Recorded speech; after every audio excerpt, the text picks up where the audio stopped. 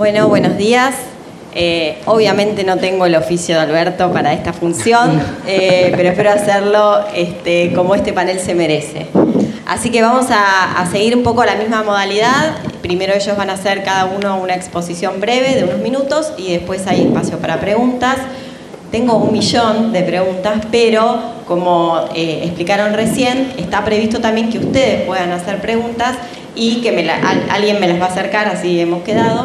Así que siéntanse libres de, a medida que ellos van haciendo sus exposiciones, tomar nota de cuáles son esas preguntas que tienen para que no queden en el tintero y se las puedan hacer aprovechando que están aquí con nosotros.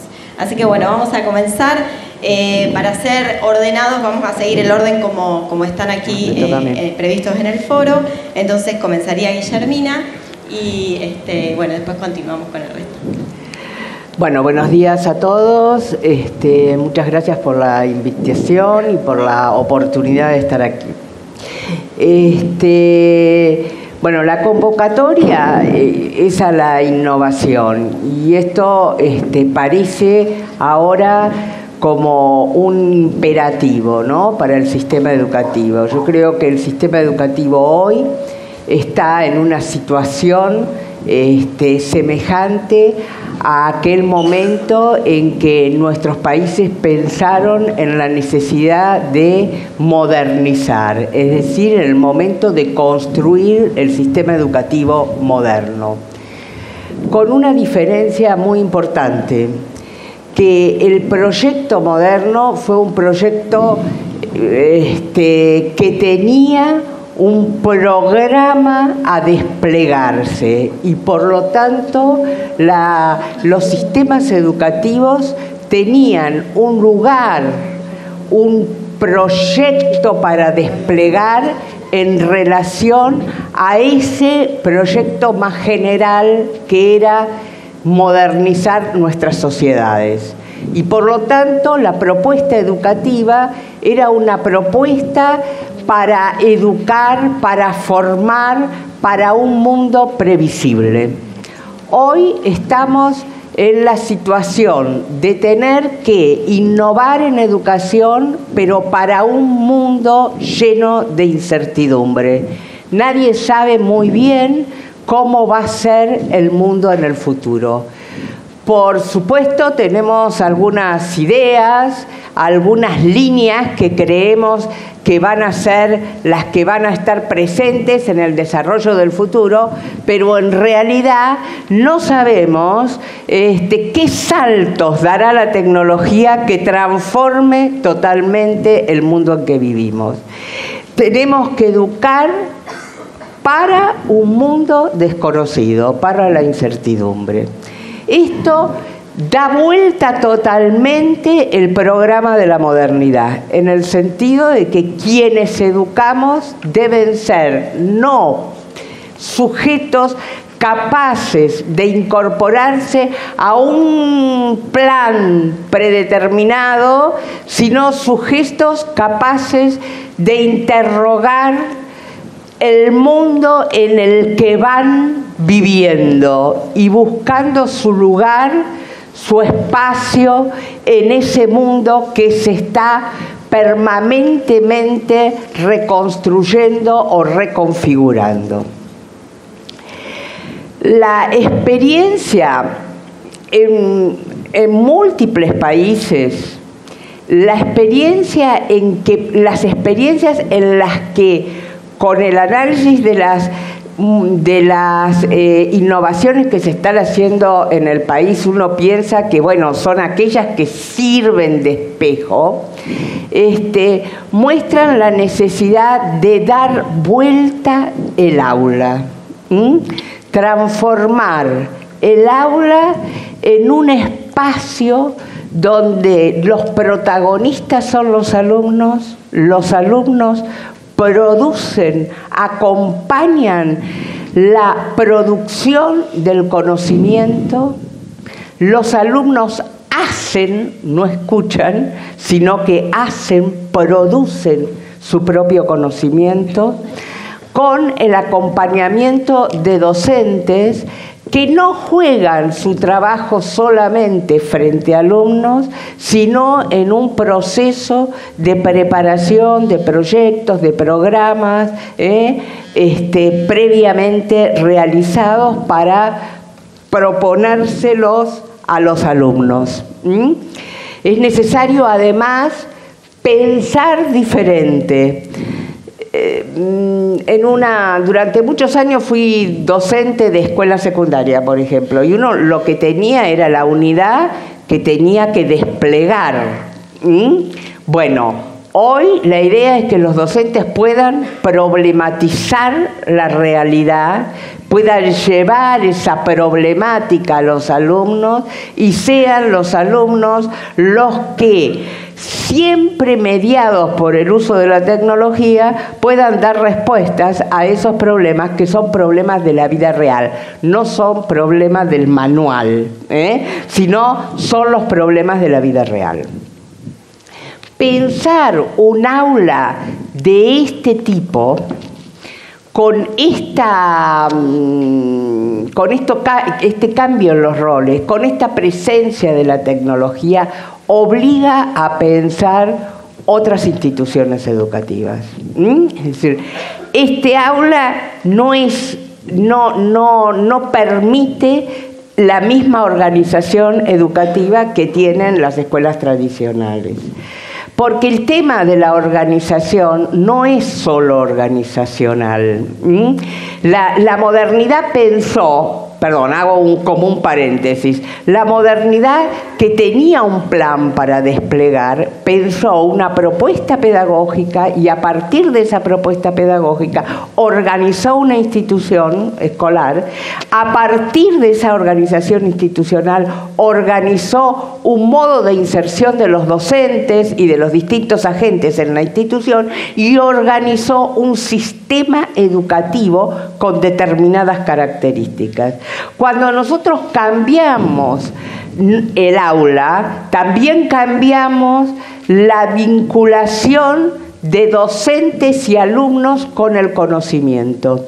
Y por eso necesitamos una organización distinta del aula y necesitamos una organización diferente de la escuela, de la institución escolar. Una institución escolar que tenga una organización del tiempo y el espacio diferente y también de sus agentes.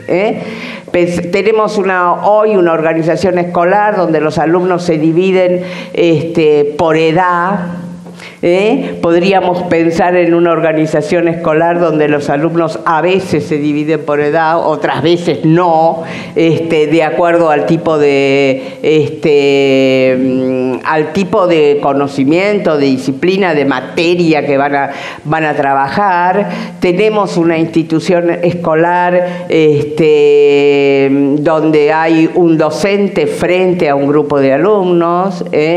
Bueno, estamos en estos países y nosotros en algunas experiencias, lo vi por ejemplo en las escuelas PROA que hoy fueron muy nombradas, hay más de un docente en el aula, esa organización rompe el sentido común que hemos ido construyendo, pocos alumnos con un docente, y bueno, en Barcelona por ejemplo los jesuitas están haciendo muchos alumnos con 3 docentes. Entonces toda la organización institucional varía en esta nueva manera de enseñar, de organizar el proceso de enseñanza-aprendizaje, que vuelvo a insistir, es una nueva manera de vincularse con el conocimiento, una manera que está más cercana a la idea de la complejidad, de acceder a la complejidad, que al conocimiento lineal por cada una de las disciplinas. Esto está... seguramente Cora va a trabajar más sobre esto, pero de un modo u otro en muchas de las innovaciones que se están haciendo en la Argentina. Así que, aleluya, estamos trabajando mucho en esta orientación. Nosotros tenemos una organización en la educación secundaria fundamental, basado en el profesor por hora cátedra. Bueno, si un docente tiene que ocupar su tiempo en pensar proyectos para los alumnos, en trabajar colaborativamente con los otros docentes, en trabajar colaborativamente con el director, construir junto con el equipo institucional un proyecto institucional que haga propio, como decía la ministra Balaguer esta mañana en la mesa anterior. Entonces hay un tiempo de trabajo docente que no es frente a los alumnos y que debe ser incorporado en la organización del trabajo docente. Entonces, no solo mejorar los salarios, sino también pensar en este docente con una dedicación al trabajo diferente, con una inserción diferente. Y en esto también las innovaciones que se están haciendo en la Argentina, en las distintas provincias, bueno, se está empezando a avanzar en proponer horas que los docentes están haciendo un trabajo y que no están frente a aulas. Claro que se trata siempre de propuestas experimentales o propuestas en un grupo de escuelas, bueno, y no universales, no para todo el sistema, pero hay como cierta conciencia de que eso debe pasar. Desde los años 70, la Argentina tiene cierta conciencia de que debe superar el modelo del profesor taxi para la escuela secundaria.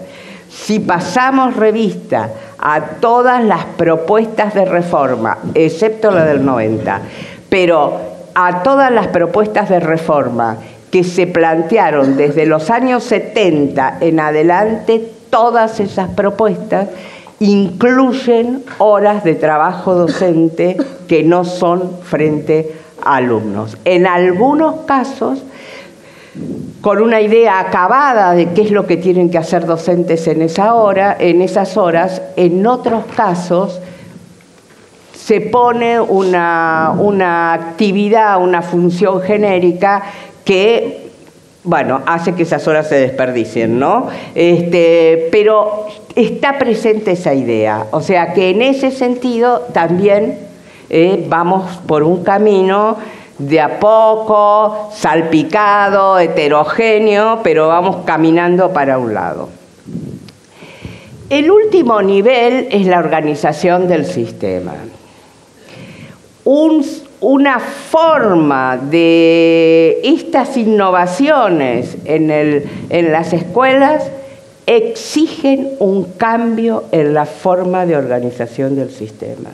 Nosotros tenemos una estructura del sistema armada a comienzos del siglo XX, con el modelo weberiano de la organización de las instituciones o la organización de los sistemas.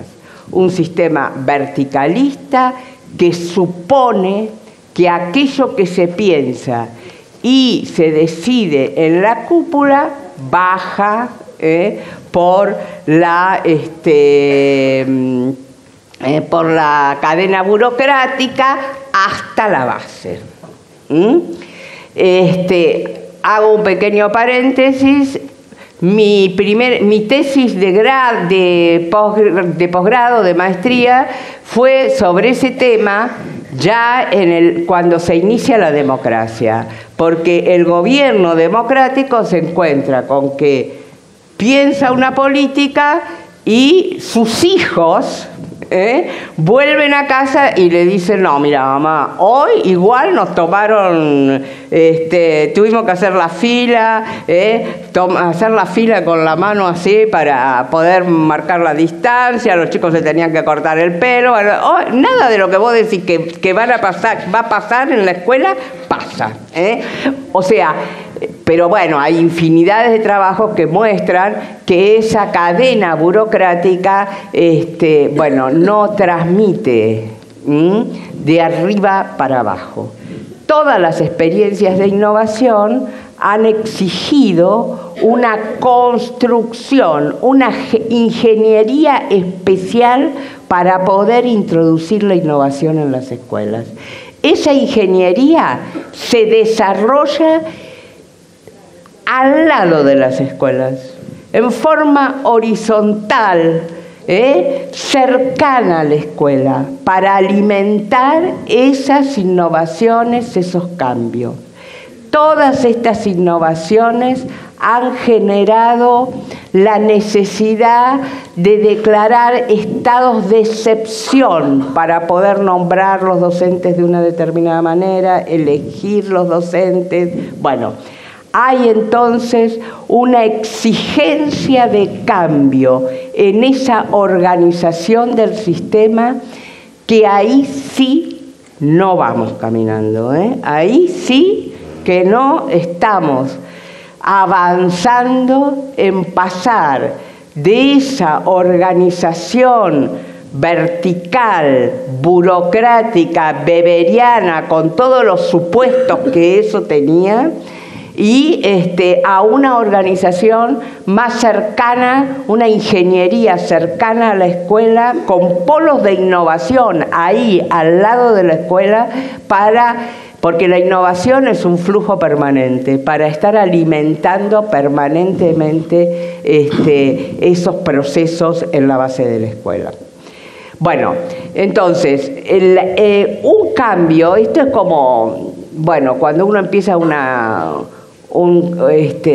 reforma en la casa y va a ser una cosa chiquita y resulta que después se da cuenta que si pinta esa pared también tiene que pintar esta y tiene que abrir una puerta allá y bueno, un cambio en las formas, en las prácticas escolares, que es a lo que están apuntando todas las innovaciones, supone un cambio en los distintos niveles.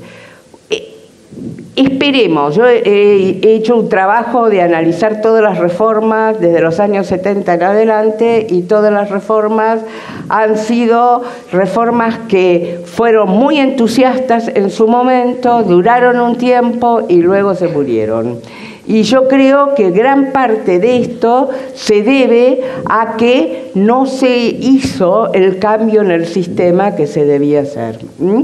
Entonces esperemos que podamos ir avanzando en ese cambio del sistema para transformar las innovaciones, para darles institucionalidad a las innovaciones y permitir que permanezcan en el tiempo. Bueno, muchas gracias, Guillermina. Es difícil mantener los tiempos así justitos, pero bueno, ahora vamos a escuchar a Cora, que creo que tenés una presentación. Sí, a ver si viene. Ahí va. Bueno, buenos días a todos y a todas. Primero que nada, muchísimas gracias a los organizadores, a la Fundación Educar 2050, a los anfitriones, a la provincia de Santa Fe, con quien hemos tenido oportunidad de conocer en detalle la forma en la que trabaja en el sistema educativo. Y la verdad, un placer estar acá. Imagino que aparte de docentes hay directivos, hay supervisores, hay territoriales, hay todos estos actores centrales que son parte del sistema educativo y que construyen todos los días con sus decisiones cómo vamos a ir mejorando la escuela. Yo seleccioné un recorte sobre esta temática que tiene que ver con focalizarme en la educación secundaria, uno de los niveles que, si se quiere, está un poquito más lejos todavía de cómo garantizar el derecho a la educación de calidad inclusiva para todos los adolescentes en nuestro país. Y tomaba un poco la propuesta de la mesa, que me parece sumamente interesante, que era pensar cuáles son los desafíos para el sistema, para la escuela y para el aula. Y los voy a invitar a recorrer algunas de las cuestiones que ya muy bien planteó Guillermina, quizás las recorro un poquito más rápido. Luego pensar una forma en que desde UNICEF, desde la cooperación internacional, estamos tratando de acompañar este proceso en el que está embarcado la Argentina, como tantos otros países de la región y del mundo, en pensar cómo construir una educación secundaria para el siglo XXI. En primer lugar, comentar rápidamente algunos de los desafíos de este siglo en el que vivimos todos y todas, ¿no? Por un lado, la innovación tecnológica continua, esto que se nos va de las manos todo el tiempo, cuál es el mejor dispositivo, la mejor aplicación, ¿sí? ¿Cuáles son esos saberes y competencias que los chicos tienen, los chicos y las chicas tienen que acceder, tienen que apropiarse para ser ciudadanos plenos en esta sociedad del siglo XXI y la sociedad que viene, que como bien decía Guillermina, tiene muchos elementos inciertos. No sabemos exactamente cuál va a ser esa configuración del mercado de trabajo, cuáles van a ser los empleos que va a requerir nuestra sociedad para garantizar bienestar para todos sus ciudadanos. Y sabemos sí que los adolescentes van a ser sujetos claves en poder garantizar eso, que estamos hoy formando a quienes van a ser los responsables, los protagonistas del futuro, no solamente de ellos y de nuestro planeta, sino también de nosotros, si quieren, pensémoslo así. También sabemos que hay un gran incremento de las desigualdades sociales y esto es un contexto en el que nos toca operar como sistema educativo y operar como sociedad.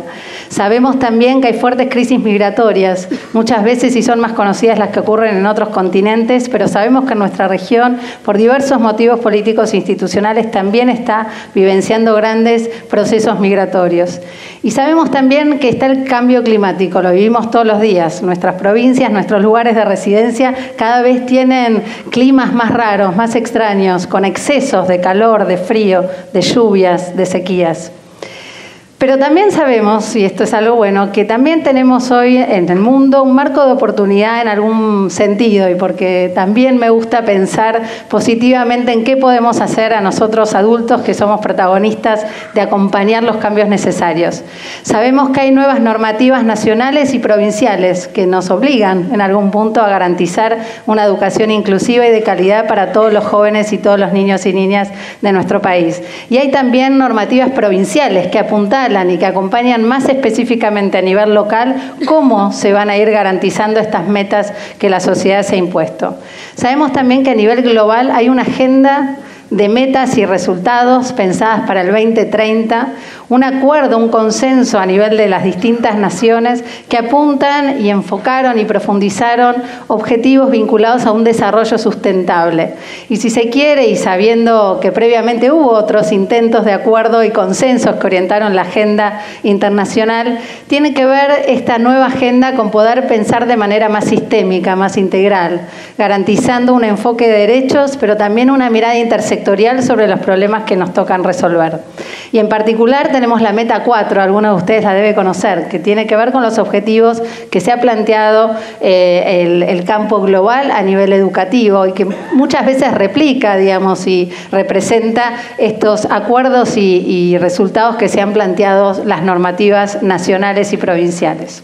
Hay mucho consenso respecto de la importancia de trabajar en los primeros años de vida, la importancia de esos 1000 primeros días de cada uno de nosotros cuando nace y todo el impacto que puede tener las cosas que hagamos versus las que no hagamos en esa ventana tan crítica de la vida, de los primeros años. Pero la investigación multidisciplinaria también muestra en las neurociencias que la adolescencia es un periodo donde todavía se puede incidir mucho. Y es muy necesario la mirada, la orientación de los adultos, de las instituciones donde los chicos pasan muchas horas para poder acompañarlos en este crecimiento fundamental de sus vidas, para convertirse en estos adultos responsables, autónomos y plenos que queremos y nos hemos propuesto como meta también construir, desarrollar. Y entonces me parece que esto es algo que también nos tiene que incentivar. Sabemos que estos chicos que muchas veces vemos con la gorrita, con el buzo, son unos vagos, no les interesa nada. No, ese interés hay que construirlo y la responsabilidad es de nosotros de acompañarlos con propuestas que puedan dialogar con sus intereses, dialogar con este nuevo mundo y lograr que todos ellos puedan desarrollar los saberes y competencias que van a ser fundamentales para construir su futuro. Sabemos que hay un conjunto de saberes, o por lo menos desde UNICEF nos gusta sintetizarlo así, 4 grandes áreas de desarrollo, ¿no? En el que la escuela tiene mucho por hacer. Y digo la escuela sin desconocer que hay muchos otros espacios de socialización y formación. Pero sin duda la escuela tiene una responsabilidad. Y es aquella, por un lado, porque tiene a los chicos todos los días en la escuela, muchas horas. Y es allí donde podemos tener la oportunidad de que estos chicos y chicas vengan de donde vengan, sean de familias con diversas características, se encuentren con otros adultos que les enseñan a aprender. Una habilidad que van a tener que ir desarrollando y que van a ejecutar a lo largo de su vida. Nosotros mismos estamos hoy intercambiando, seguimos aprendiendo unos del otro en el intercambio de experiencias. También sabemos que la escuela los chicos tienen que poder aprender a ser uno mismo, a constituirse como sujetos en su subjetividad, poder reconocer, digamos, quiénes quieren ser, quiénes son, quiénes anhelan, qué posibilidades tienen. Sabemos también que la escuela tiene que enseñarles a hacer, aprender a hacer. Esto que señalaba Guillermina, pasar de ese sujeto pasivo, consumidor de un conjunto de saberes y contenidos, a un sujeto activo, constructor de ese saber y ese aprendizaje. Y finalmente sabemos que la escuela es fundamental también para enseñar y desarrollar competencias que tienen que ver con aprender a convivir. A convivir se aprende, y se aprende en el diálogo, se aprende fortaleciendo estas competencias de poder escuchar, de poder preguntar, de saber intercambiar, de construir juntos. Esto que señalaba Guillermina, muchos de nosotros no nos enseñaron a trabajar de forma colaborativa, y como adultos nos cuesta esto de llegar a consensos, al trabajo entre pares. Bueno, eso se enseña, y muchas de las experiencias internacionales están mostrando cómo se enseña a trabajar en equipo, a trabajar colaborativamente para generar proyectos individuales y proyectos colectivos, porque vivimos en sociedad y tenemos que garantizar que todos nuestros chicos y chicas puedan construir un proyecto colectivo de sociedad. Voy a ir un poquito más rápido y sobre esto Manuel hizo una muy buena introducción compartiendo algunos datos que tenemos en nuestro país, algunos datos recientes de distintos instrumentos que nos permiten dimensionar los problemas, ¿no? Y en eso, sin caer en tecnicismo, sabemos que es fundamental avanzar en una planificación de acciones que nos permitan alcanzar ese horizonte deseado con datos que nos orienten y nos iluminen el camino. Sabemos que la Argentina y la educación secundaria en particular todavía tiene problemas de acceso. Si bien en los últimos 20, 30 años se ha logrado democratizar el acceso a la secundaria, ustedes saben, cerca de 8, 9 de cada 10 adolescentes están en la escuela secundaria, sabemos también que todavía hay 500.000 de chicos y chicas que no están asistiendo a la escuela. Esos chicos son de contextos a veces urbanos marginales, muchas veces también rurales dispersos, donde en algunos casos todavía no hay una oferta de escuela secundaria. Es decir, está la primaria, termina, se acabó. ¿Sí? Entonces hay un desafío todavía en expandir el nivel, en expandir el sistema. Sabemos también, y lo comentaban hoy temprano, que el sistema tiene grandes problemas de equidad.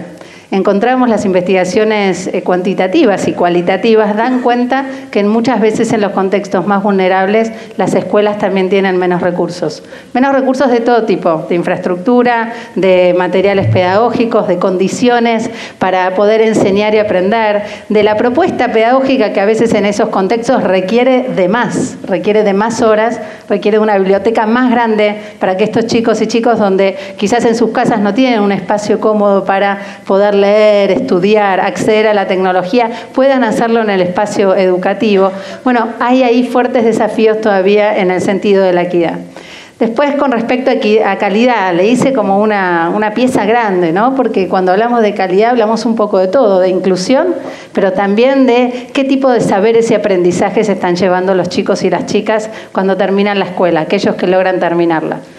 Sabemos que 1 de cada 2 chicos, según las estimaciones del Ministerio de Educación Nacional, tienen la probabilidad desde que ingresan a completar la escuela secundaria, considerando la tasa de repitencia, etcétera. es un sistema que sin duda tiene un gran desafío. Y me gusta ese dato, y ese dato en realidad no lo dije, habla sobre la educación secundaria regular, la escuela común, la tradicional, ¿sí? Sabemos que muchos de estos chicos que hicieron su trayectoria luego terminan en la educación de jóvenes adultos, terminan a través de otras estrategias que la política misma ha generado para garantizar más oportunidades. Pero a mí me gusta mirar la educación secundaria, la común, la masiva. Tenemos que lograr que esa escuela secundaria logre que todos los chicos y chicas terminen la escuela secundaria con todos los saberes. Y finalmente también sumé una cuestión sobre la inversión. Y hoy ya se comentó, sin duda conocemos los problemas y los desafíos que tiene realmente trabajar en un sistema educativo que tiene estas grandes metas y desafíos, muchas veces con recursos escasos, condiciones materiales inapropiadas para trabajar en los distintos contextos, también salarios insuficientes, pero también sabemos que hay pocos recursos a veces en cómo se redistribuyen esos recursos en el sistema. Sabemos muchas veces que hay mejores condiciones en las grandes ciudades que en las ciudades más pequeñas. Entonces, sin duda, el tema de la inversión en educación, en vistas de los resultados que venimos obteniendo con nuestro sistema y los desafíos, es sin duda un tema para seguir discutiendo seriamente, ¿no? Y ahí decía algo respecto del contexto, también el ministro de Mendoza hizo referencia a eso. A mí me parece muy importante pensar el contexto también en el marco de un país tan grande, tan diverso, tan heterogéneo y tan desigual. Hay grandes disparidades territoriales, hay grandes disparidades sociales y hay grandes disparidades educativas. Y esta es la complejidad en donde nos toca educar en la Argentina.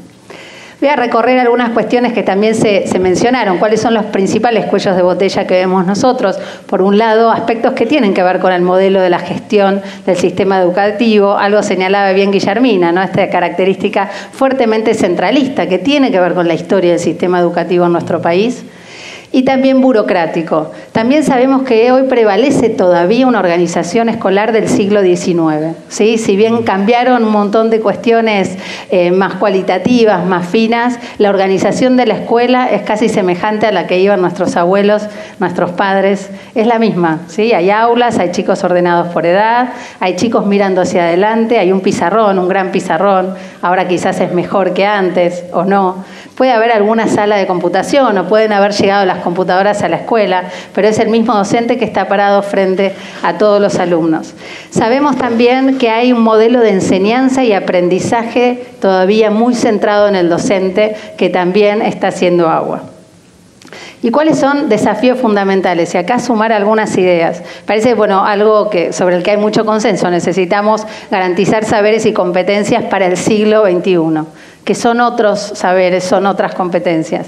Pero también sabemos que necesitamos garantizar la diversidad de estrategias para enseñar, aprender y desarrollarse. Hay mucha evidencia que muestra que no todos aprendemos de la misma manera, que no todos tenemos el mismo tiempo ni los mismos recorridos. Es necesario que nuestras formas de enseñar y aprender empiecen a dar lugar a esas aulas heterogéneas y a trabajar realmente desde ese punto de partida y no esperando que todos los alumnos tengan un recorrido igual. Pero otro de los desafíos más fundamentales es cómo construir y garantizar lo común. En una sociedad tan diversa, en un país federal, igualmente tenemos la necesidad de construir una Argentina común, ¿no? ¿Cuáles son estos valores, estos saberes, estas competencias que nos van también a construir como sociedad y como una sociedad colectiva y justa? Y necesitamos, por sobre todo, poder avanzar en promover la igualdad en los resultados. Ya sabemos que la igualdad de oportunidades, que fue un lema muy fuerte que orientó la educación y la génesis de nuestro sistema educativo, que tuvo como principal objetivo garantizar una escuela para todos. La obligatoriedad de la escuela primaria garantizó oportunidades para todos iguales. Hoy el desafío, y sabemos, la investigación lo muestran los datos de Aprender cuando los miramos en función del nivel socioeconómico, que darle lo mismo a grupos sociales tan diferentes no hace más que profundizar las desigualdades. Tenemos que realmente poner el énfasis en este horizonte de garantizar resultados iguales. Y quizás quería contarles un poquito desde UNICEF Argentina cómo estamos avanzando en acompañar algunas gestiones y cómo nos hemos propuesto apoyar el camino que ya muchas jurisdicciones han iniciado, que es esto de planear una nueva escuela para adolescentes. Nos gusta decirle una nueva escuela para adolescentes porque nos gusta poner a los adolescentes en el nombre del proyecto. Nosotros queremos poner y entendemos que este cambio, esta vuelta que proponía Guillermina, tiene que ver con empezar a pensar la escuela en relación a los adolescentes que tenemos en nuestro país, porque los tenemos que acompañar a ellos y a ellas a generar un proyecto de vida, que ellos puedan realmente adquirir en ese paso, en estos 5 o 6 años, un montón de saberes, competencias individuales y colectivas que les permita salir a la cancha con todo. Y sabemos que hay que promover cambios a nivel del sistema, a nivel de la escuela y a nivel del aula, porque sabemos que hay una fuerte interdependencia entre estos 3 niveles de trabajo. Nos pasa, y ahora estamos trabajando fuerte en la provincia de Tucumán, y ustedes van a saber, y cada provincia tiene sus numeraciones y su jerga, que muchas veces hay muy buenas iniciativas que rebotan en la circular número 122.382. ¿Que dónde estaba? Es la que todos siguen porque es la que el supervisor va a venir a mirar si se está cumpliendo. Y entonces es ese entramado entre normas, resoluciones, acuerdos de esta burocracia que nos organiza el espacio de trabajo, que también garantiza a su vez, como fue inicialmente los objetivos del sistema burocrático, cierta racionalidad, cierto consenso, digamos, ¿no? Poder dejar de lado arbitrariedades, pero a la vez que nos impone un corset muy fuerte sobre el que hay que trabajar y hay que generar consensos. Luego el nivel del aula, el nivel de la escuela, que para mí es central. Muchas veces en muchas de las discusiones se pasa del sistema al docente, ¿no? Y lo que el docente no tiene y lo que el sistema obstaculiza. Y en el medio están las instituciones, está la escuela, el proyecto, esos equipos institucionales que deben trabajar como tales, como equipos. A los chicos y a las chicas se les enseña de manera colectiva, no les enseña solo el de matemática, la partecita de matemática, el de lengua le enseña a escribir y a comprender, y el de biología le muestra otro mundo, ¿no? Cada uno tiene que contribuir a un desarrollo que se aborda en 2 ciclos del nivel que configuran ese resultado final, ese egresado, ese perfil de egresado y egresada que tiene que construir la secundaria. Vamos hacia el futuro, tenemos que construir chicos y chicas que puedan desempeñarse en el futuro. Y planea también quiere decir planificar, porque el cambio y la transformación requiere de mucha planificación estratégica. No son solo buenas intenciones y muchas ganas, es ordenar, generar acuerdos, consensos y planificar cómo se van a ir acomodando los recursos para generar las condiciones para avanzar. Nosotros creemos que para avanzar en la transformación del nivel secundario hay que generar condiciones para enseñar, hay que generar condiciones para aprender y también hay que generar una dimensión un poco menos visible muchas veces, que son condiciones de bienestar en las instituciones educativas. Existe hoy, por distintos motivos, esta soledad que se hablaba también en el panel anterior, de los docentes frente al aula, esta soledad de los docentes que entran y salen de escuelas donde no hay ese otro tiempo, como decía Guille, de trabajo colectivo con el equipo institucional, del intercambio con los pares a nivel de los docentes. También son espacios donde aparece solo lo escolar para los estudiantes, ¿no? Uno a la escuela va a aprender todos estos contenidos. En la escuela, en este ciclo vital tan crítico, es importante que los adolescentes tengan un espacio para desarrollar otras cuestiones críticas que tienen que ver con su desarrollo vital, cuestiones que tienen que ver con la salud adolescente, con la participación democrática. Voy a ir un poquito más rápido. Mostrarles simplemente uno de los ejes de trabajo con el que nosotros impulsamos condiciones para enseñar y aprender, que es el trabajo basado en proyectos, en la enseñanza por proyectos. Y propusimos a la mesa de un grupo de escuelas en la provincia de Tucumán trabajar diseñando proyectos que tengan este problema a resolver y que oriente a lo largo del recorrido para llegar a un resultado, un producto concreto, una pregunta que hay que resolver, una pregunta que sea estimulante para los chicos. Y acá algunos de estos ejemplos. ¿Qué puedo hacer para ser un buen mago? Por ejemplo, es el proyecto de matemáticas. ¿La economía de la casa es un asunto de varones o de mujeres? Ese es un proyecto de ciencias sociales que articula historia y geografía. Bien. Después, finalmente, cambios en la gestión del sistema, y acá había simplemente señalarlo, tiene que ver con generar adecuaciones normativas. Como lo decía, es muy importante revisar estas normas circulares y normativas que ordenan el sistema. Otra cuestión fundamental para generar cambios en el sistema es generar procesos de planificación estratégica con sistemas de información fuerte donde se apoyen estas tomas de decisiones, generar procesos de seguimiento y de evaluación. Están en todas las filminas. Es muy difícil que los sistemas realmente hagan seguimiento y evaluación de las iniciativas que se implementan.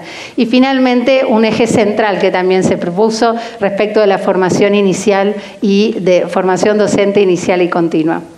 Entonces, hoy en la Argentina sabemos por qué hay que avanzar en la transformación del nivel, ya sabemos qué aspectos de la escuela secundaria común requieren cambios. Creo que el gran desafío de las políticas públicas es cómo llevarlo adelante.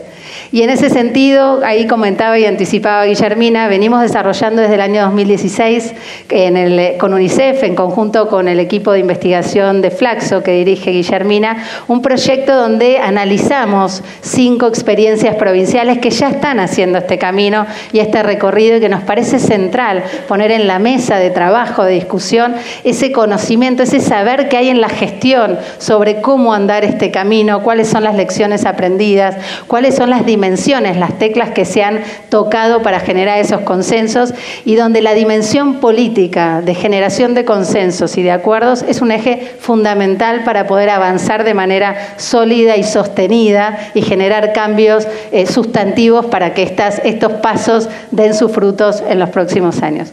Bueno, muchísimas gracias. Perdón si me excedí.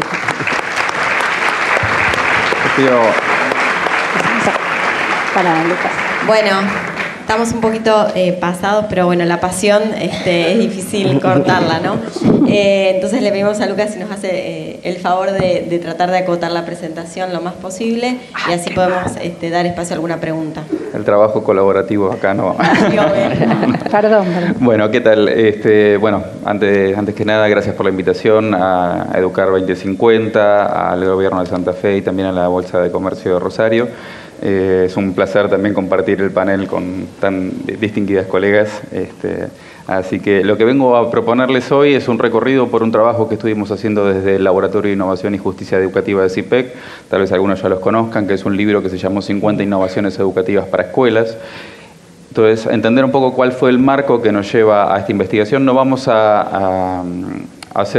no nos vamos a centrar específicamente en cada una de las innovaciones, están descritas en el libro y en la web, por lo cual ahí ya tenemos una parte de la presentación que se va a cortar, pero sí dejar ciertas ideas en relación a lo que es la idea de innovación que se propone desde CIPEC y sobre todo cómo está funcionando este trabajo de indagación, sistematización y búsqueda de experiencias de innovación desde el laboratorio. En primer lugar, el laboratorio, como les decía, es un espacio de debate, de diseño de nuevos sistemas educativos del futuro.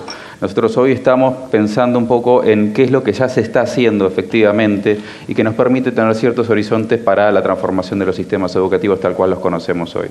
Sistemas que, como bien dijo Guillermina y también destacaba Cora, tenían una lógica muy distinta a la cual estamos tratando de abordar hoy, ¿no? O sea, en un mundo de incertidumbre es la repetición y la dominación cultural de los sistemas educativos del siglo XIX, del siglo XX, las que nos permite educar mejor o educar para generar las competencias y las capacidades necesarias para desenvolverse en el siglo XXI. ¿Qué pasa cuando estos sistemas empiezan a estar basados no en un sistema de expulsión y de obligatoriedad, sino también desde un enfoque de derechos y de inclusión? Cómo garantizarlos no solamente con la idea de inclusión, sino también con mejores aprendizajes. En eso, acá tenemos como una propuesta, ¿no? que es lo que estábamos buscando, ¿no? Primero, entender a las escuelas como casas de justicia. Las escuelas no son solamente un lugar donde se va a aprender, sino que es un lugar donde efectivamente debemos todos los días estar generando las condiciones para construir justicia social y educativa. Entonces, esos procesos que se van interrelacionando dentro de las escuelas, que tienen que ver, como decía Cora antes, ¿no? Muchas veces se habla de la política del docente, pero en el medio parece que no hay absolutamente nada más, cuando los procesos tanto de supervisión, de gestión, de dirección de las instituciones educativas, de los sistemas interrelacionados municipales, provinciales, nacionales, no están dialogando del todo como para poder generar procesos lo suficientemente aceitados y capacidad de hacer mejoras en el sistema, que en muchos casos requieren, ya vamos a la idea de comunidad, ¿no? Trabajar en conjunto, romper las fronteras de la escuela, romper las paredes de la escuela y empezar a trabajar desde otros lugares y con otros actores que no siempre se involucran del mismo modo cuando pensamos en educación. Todos nos sentimos responsables, pero no todos hacemos con esa responsabilidad una acción conjunta para llevar adelante ciertos procesos de mejora o ciertos procesos de innovación, que vamos a ver alguna diferenciación ahora.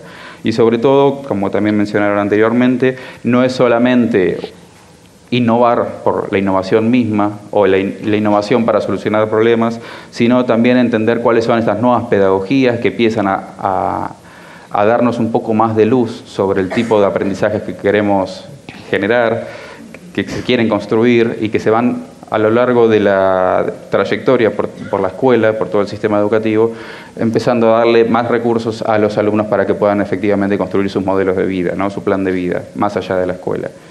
Muchas veces estas pedagogías y estas nuevas maneras de entender la innovación no quiere decir con inventar la rueda constantemente, sino efectivamente recuperar lo que ya sabemos que funciona, resignificarlo con los sistemas actuales y futuros, ¿no? Entender que la innovación en sí surge con los mismos sistemas educativos como los conocemos, ¿no? Las propuestas de innovación, propuestas de educación alternativa han surgido con el inicio del sistema tradicional, pero no todos han tenido la misma fuerza ni se han desarrollado de la misma manera.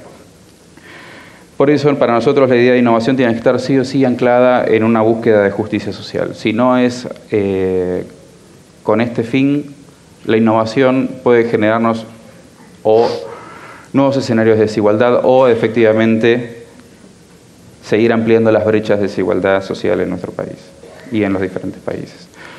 Uno de los libros clásicos de CIPEC, ya el libro Tapa Roja, generado junto con UNICEF, habla un poco del modelo de justicia educativa que se plantea, habla de de garantizar un derecho integral al acceso a la educación, pensando en una educación para todos, no solamente para algunos grupos, sobre todo no con la idea de bajar la calidad, sino con la idea de que todos tengan que estar incluidos en esos sistemas educativos y sobre todo también empezar a pensar cuáles son las instituciones que permiten que esa justicia sea posible, ¿no? Esos escenarios de justicia que efectivamente nos invitan a repensar constantemente en cuáles son las instituciones que nos van a dar respuestas a esas problemáticas. Y por eso la idea de inclusión, de innovación, que se propone desde CIPEC, es una idea bastante amplia, que en definitiva tiene que ver con alterar con aquellos elementos que limitan o apagan los deseos de aprender de los alumnos. Dicho de esta manera, pueden entrar demasiadas experiencias y prácticas bajo la idea de innovación, bajo ese paraguas que hoy creo que reúne experiencias demasiado diversas y poco articuladas entre sí, ¿no? A veces la innovación pasa a ser más como el fetiche y la moda por la innovación, pero no siempre acompañada de una reflexión teórica, práctica y basada en evidencia, ¿no? Efectivamente en lo que sí está sucediendo y que puede darnos una idea de los cómo que hacen falta para cambiar los sistemas educativos. Este gráfico, un poco lo decía Cora al final, ¿no? Nos invita a pensar en dos variables, aislando muchas otras que tendrían que tener este mapa. Es, bueno, ¿cómo hacemos para construir experiencias que vayan de la mano de mayor innovación para construir mayor justicia? Sabemos que nuestro sistema educativo tradicional ha construido mayores escenarios de justicia en su momento, ha generado ampliaciones de derechos, pero sin embargo hoy es difícil pensar cómo el sistema tal cual lo conocemos hoy puede resolver ciertas cuestiones que tienen que ver con las desigualdades que planteaba Cora anteriormente. Ahora, si pensamos solamente en una escala de la innovación, sucede mucho en el mercado de la tecnología, ¿no? La innovación educativa vinculada a las aplicaciones, a lo que es el EdTech, como dice ahí en la presentación, pero bueno, tiene que ver con todo el mercado de aplicaciones, desarrollos informáticos, de software apuntados a educación. Bueno, nos puede generar nuevas brechas si es que no pensamos en cómo se accede y cómo se implementa de manera sistémica en nuestras escuelas, en nuestros sistemas educativos. Entonces, eso es otro punto a tener en cuenta. Pero sí hay una zona por descubrir que tiene que ver cómo articulamos ambas, no solamente los desarrollos tecnológicos, sino la innovación pedagógica misma, con criterios de justicia social. Dentro de esa zona por descubrirnos, propusimos, indagar efectivamente qué experiencias nos podían dar la pauta de que esto que estábamos buscando ya estaba sucediendo efectivamente. Márcame tiempo por las dudas.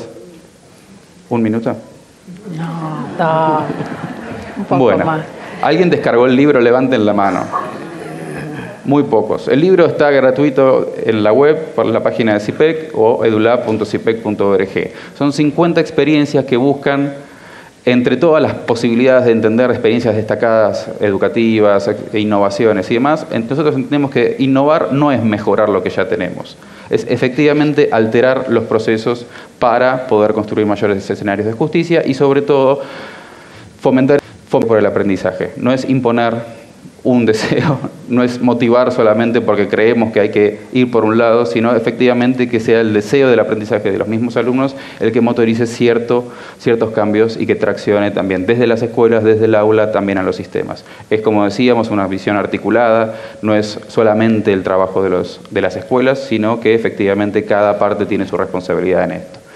Pero nosotros, en definitiva, la innovación no tiene que ver con un proceso que contempla 3 cosas por lo menos, que tiene que ver con una disposición de poder reflexionar sobre nuestra propia práctica, entender día a día por qué hacemos lo que hacemos y para qué lo estamos haciendo, a quién lo estamos dirigiendo. En definitiva, el segundo componente es lo científico, le decimos, ¿no? Pero tiene que ver con poder hacer teoría de nuestra propia práctica, no quedarnos solamente en que lo que funciona, funciona y ya está. No, efectivamente tenemos que poder documentar, tenemos que poder comunicar a otros, tenemos que poder entender cuáles son las variables teóricas que se nos van apareciendo y sistematizar toda esa información. La documentación es un bien muy escaso, lamentablemente, en los procesos de cambio y de mejora educativa, por lo cual ayuda también a entender por qué funcionan y en qué contextos están funcionando. Las innovaciones no se aplican como recetas de cocina, ¿no? Sin entender en qué contextos, cosa que también surgió bastante hoy. Y, como decíamos, también tener un afán y una sed de justicia, como dice Axel. En definitiva, las 50 innovaciones que se recopilan en el libro son caballos de Troya, son en definitiva metodologías, protocolos de aplicación, son ideas bastante en algún aspecto estandarizadas porque hay que entender un poco cuál es la teoría de cambio que llevan implícitas en su trabajo, pero que en definitiva van rompiendo esos elementos del sistema que apagan o limitan el deseo del aprendizaje.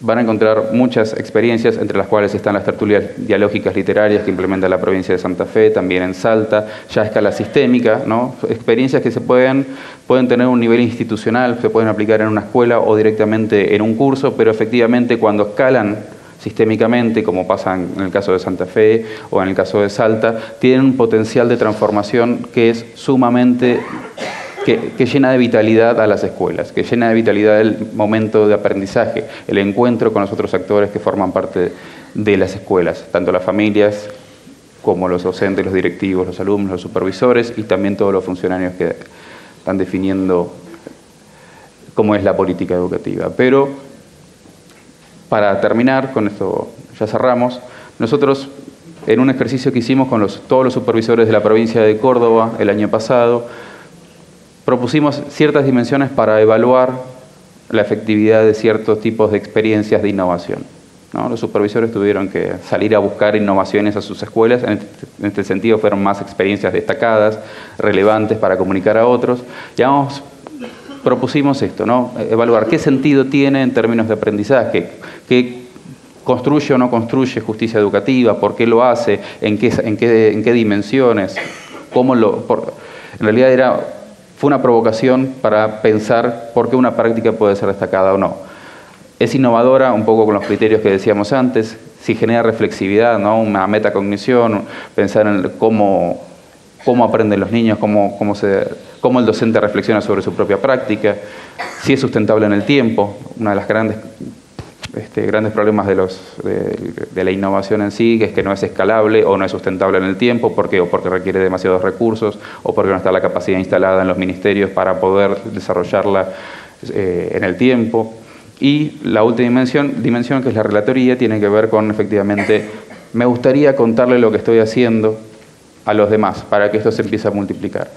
Obviamente estas 6 dimensiones, para hablar de una evaluación de experiencias, nos quedamos sumamente cortos, porque el otro desafío que tenemos, que es, además de la documentación, es la posibilidad de evaluar cuáles son los impactos reales de las innovaciones. Y ahí es un trabajo sumamente que demanda una articulación muy fina entre los diferentes niveles y además que requiere también de la responsabilidad de cada uno de los actores para poder entender por qué esto impactaría o no en los aprendizajes. Lo último, hay una biblioteca, el libro forma parte de un criterio más amplio de CIPEC que tiene que ver, bueno, entender la innovación desde un modo conceptual, hay un documento que se llama Aprenderlo de las escuelas, que fue un poco entender algunas experiencias de escuelas que lo lograron, escuelas que habían tenido pocos recursos, pero tenían una demanda de inclusión demasiado fuerte y sus experiencias, las experiencias que fueron llevando adelante le permitieron, ¿no?, responder a esas demandas y generar escenarios de justicia. Y 15 aspiraciones alcanzables, que era una recopilación de 15 políticas que tenían el mismo sentido, entre las cuales, por ejemplo, estaba el programa Vuelvo a Estudiar, entre otros, de América Latina, y 50 innovaciones que busca más pensar en el nivel escolar, ¿no? Así que ya me pasé del minuto que tenía y voy a dejar espacio para las preguntas y demás. Bueno, muchas gracias, Lucas.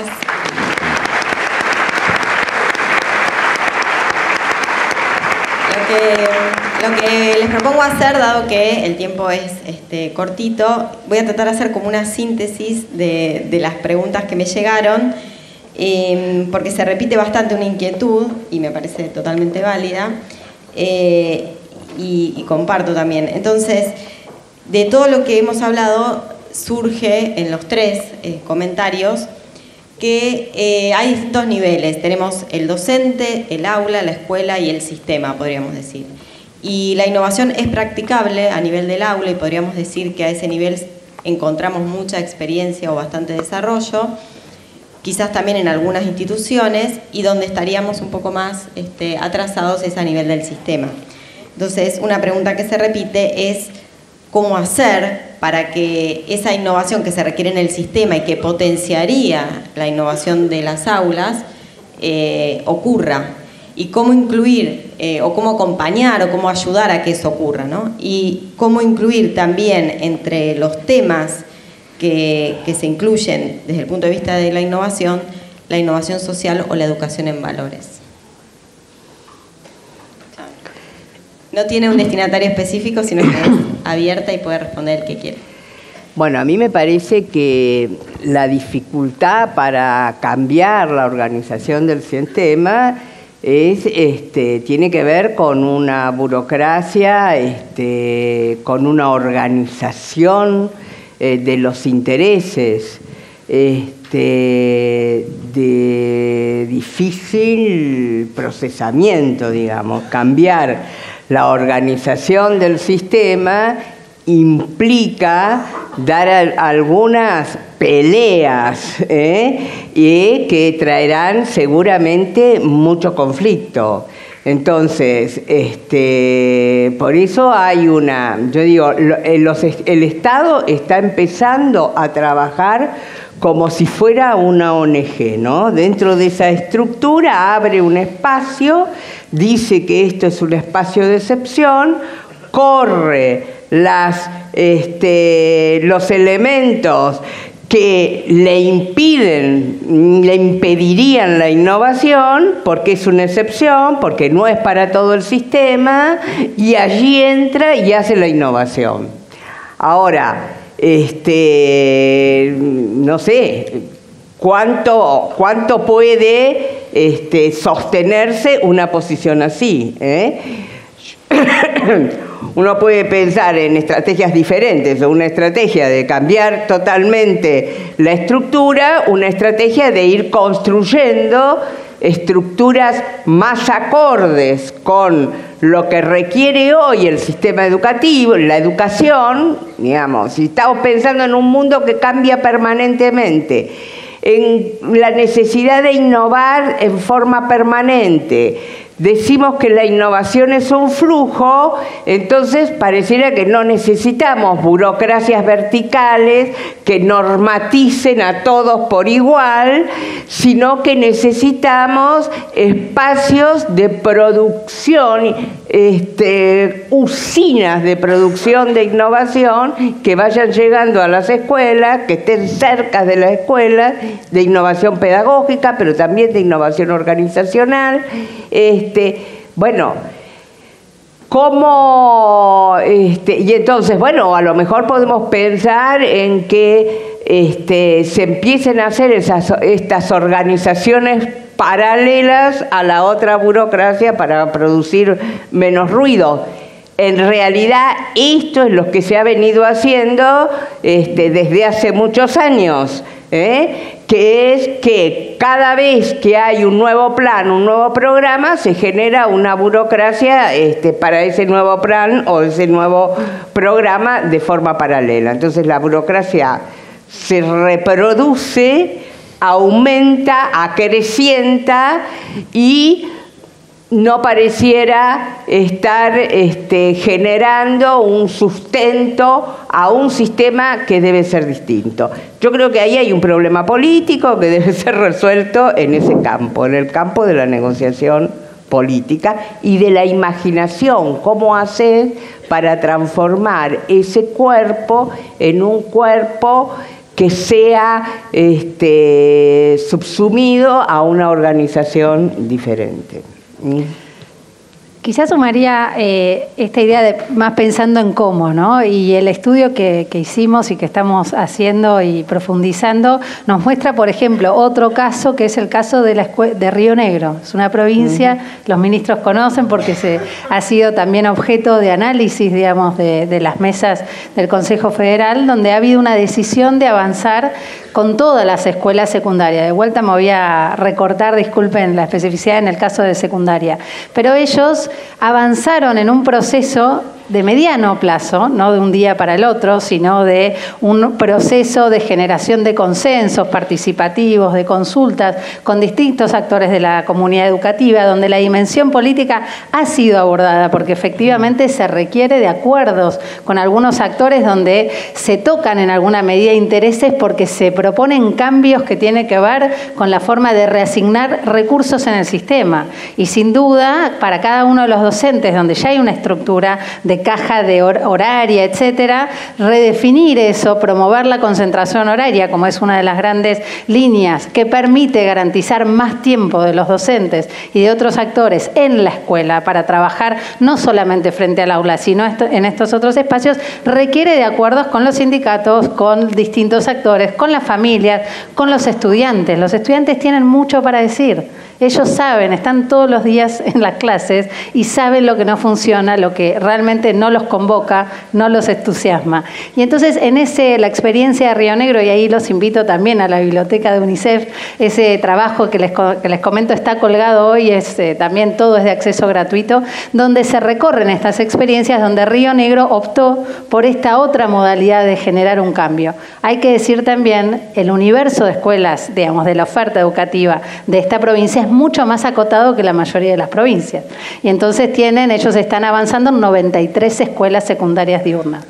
Es es otra escala, es otra posibilidad de generar esas mesas de trabajo, de diálogo, que son tan necesarias para promover cambios de la magnitud que estamos hablando. Y después el caso de Córdoba, hoy comentaban temprano, donde ha habido quizás la priorización de iniciar en un nicho, dar respuesta a una demanda concreta, también en el marco del Consejo y de estos otros órganos que participan, donde hay distintos actores que están participando de las decisiones de política y donde la apuesta ha sido a generar algunos consensos y luego ir escalando a medida que aprenden y divulgan y comentan y comunican cuáles son los resultados efectivos de estas innovaciones que están implementando. Entonces creo que no hay un solo camino, quizás algo que recogemos de la investigación a nivel nacional, el caso de las escuelas PROA, por ejemplo, de las escuelas también en Santa Fe, de la forma participativa y colegiada con la que se toman las decisiones es fundamental, no solo con los actores fuera del sistema,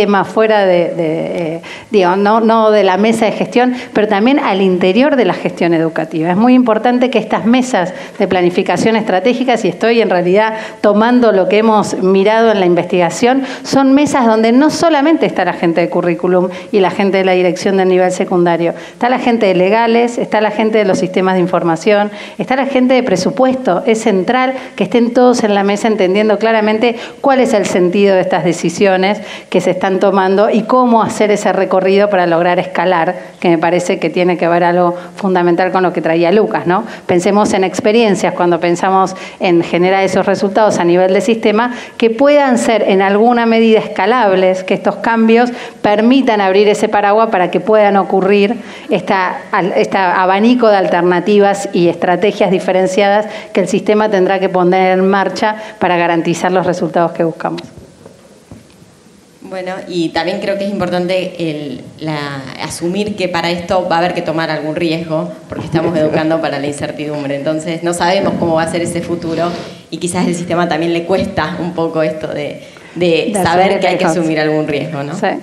Bueno, les agradecemos, Guillermina, Cora, Lucas, muy enriquecedor y bueno, continuamos. Gracias. Muchas gracias.